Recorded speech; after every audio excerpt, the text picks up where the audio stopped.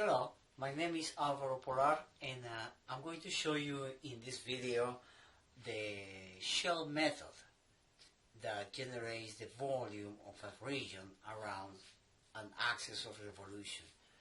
So I have this example already on the board. This is the same example that I use using the washer method, but I'm going to use the shell method in this case. I have this curve, y equals x squared. I have this line, y equals 2x, and the region bounded by these two lines is the one that I'm shading.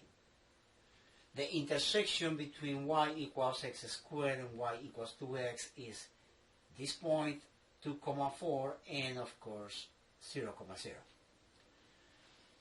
So, for the shell method, I'm using a method that is not in the calculus book. It is different, but in my opinion, is very logical. So I hope you you understand what I'm trying to show you. Now, the shell method consists in having the differential element parallel to the axis of revolution. In this case, the axis of revolution is going to be the line x equals 3. So it's a vertical line. This is the axis of revolution, and this is going to be my differential element of, in this case, area, because it's a rectangle. And this area is going to rotate around the line x equals 3, and of course it's going to generate a volume. If you can imagine this, it's going to just generate a volume on the other side. It's just going to look like that, and it goes all the way around, revolving around x equals 3. So it's going to generate a volume. And each differential element at any point is going to do exactly the same. So, we are going to start setting up our differential equation. The differential element of volume is going to be equal to what? In this case, I have a rectangle. This rectangle has an infinitesimal thickness. And this thickness falls right on the x-axis. So, therefore, we are going to call it dx, at the infinitesimal thickness of this differential element. Now, this differential element also has a height. Now, what is the height? That's very important to determine. As you can see, this is the line y equals 2x. And the highest point on the differential element, it falls right on y equals 2x. So I'm going to call it y1, which I'm going to identify as 2x. Now, the bottom part of the differential element falls on the line y equals x squared. Another value of y, I'm going to call it y2 equals x squared. What would be the height? If you had just one value of y, which is the highest point, and another value of y, which is the lowest point, this height,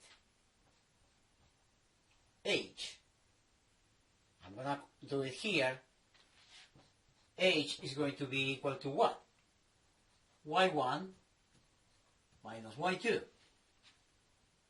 But y1 is equal to 2x and y2 is equal to x squared. Why do I want to replace y1 and y2 in terms of x? Because the thickness of this differential element is dx. You're going to see it coming in just a second. So the height is going to be equal to 2x minus x squared. Okay, now this is a rectangle that is going to revolve all the way around and is going to generate a volume. If we have this volume and this shape and we expand it, we open it up, we are going to end up with something like this.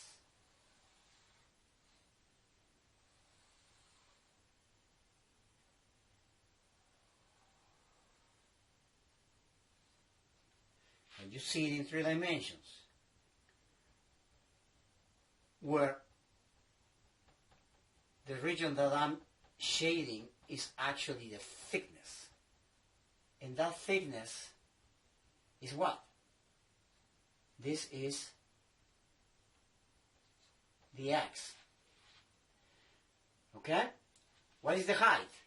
The height is here, is represented. And the height is 2x minus x squared. What about all this length? All this length, well, what happens when you have a circle and you cut it and you open it up? What would be the total length? The length of the circle, the circumference of the circle. And the circumference of a circle, I wrote it here already, is 2 pi r. So all this length is 2 pi r. So what's the volume of this differential element? I have h, 2 pi r, and dx. It is basically a rectangular 3-dimensional shape. And the area of one side, which is 2 pi r times h, times the thickness, which is, or the depth, which is dx. So imagine you have a box, and what is the volume of the box? You can just take the area of any of the sides, and you multiply by the other dimension.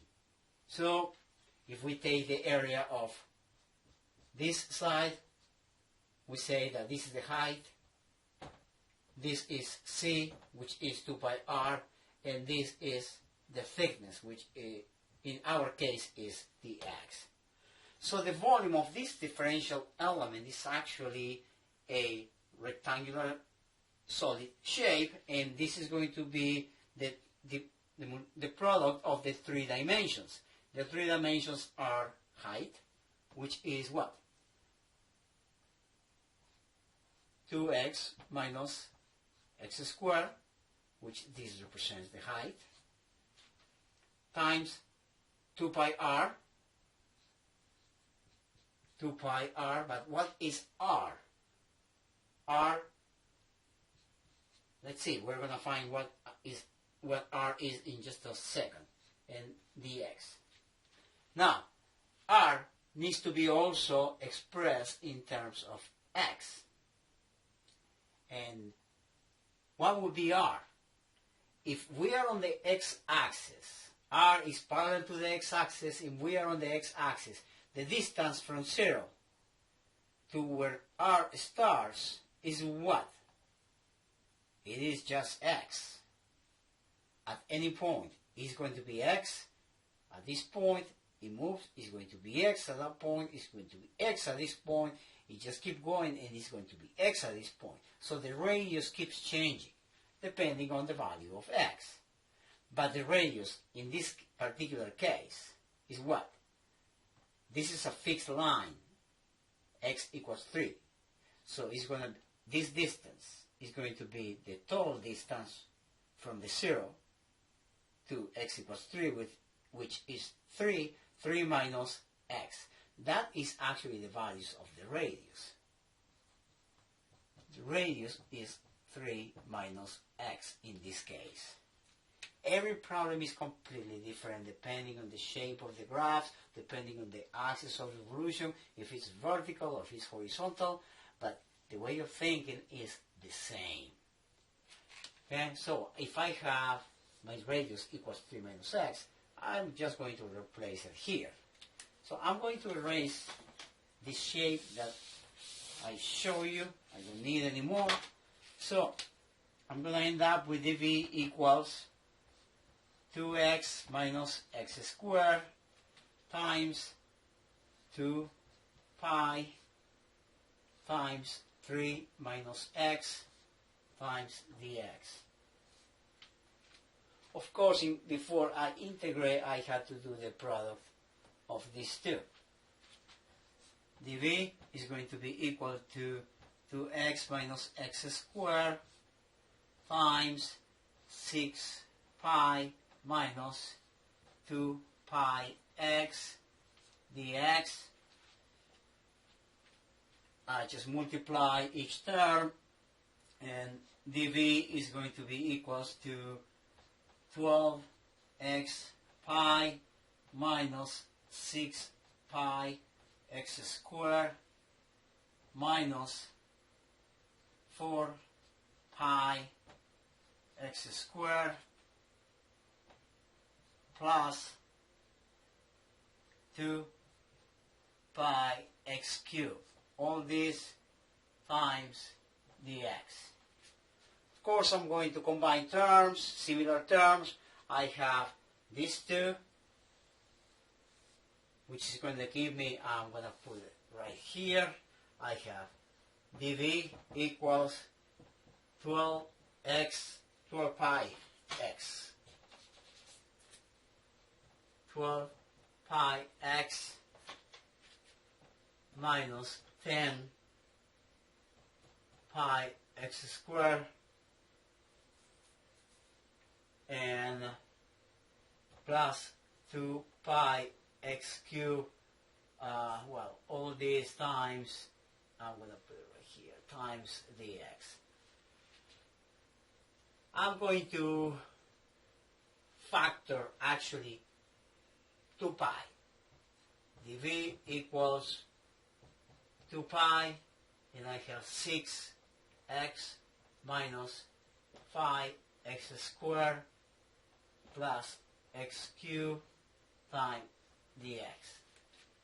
Well, I'm ready to integrate. Now, let's set the integral. I'm going to make a little bit more space here. So, integral of dv. The volume is going to go from 0 to v. 0 to the total volume v. The 2 pi integral of 6x minus 5x squared plus x cubed dx. What are the limits of integration? In this case, I'm integrating with respect to x. So I'm going to look what are the values of x from an initial value of x to a final value of x. The initial value of x is where the region is going to begin, which is 0. It's going to begin at 0, and these two curves are going to continue until x equals 2, which is the other intersection point. X equals 2. At that value, the differential element revolving around x equals 3 generates the complete volume. At 0 is 0. The integral is very simple. So in this case, v is going to be equals to 2 pi, and this is going to be 3x squared minus 5 third x cubed plus x to the 4 over 4 from 0 to 2. And the calculation from here will give us a value for the volume. I'm going to leave this for all of you to do it, okay? But the main point in showing this video is how to use the differential element to generate a shell. This is actually a shell. This is not solid. This is the shell. And that's why it is called the shell volume. Now, the calculus book that I know shows a complete different method. In my opinion, it's a little bit difficult to understand. Well, this is the way I think, and I hope this helps you to develop the way of thinking where you set your differential element and you create your differential equation based on that and based on the conditions of the problem, and at the end you just have to integrate. Okay? I hope you enjoyed this video, and I will see you next time. Thank you.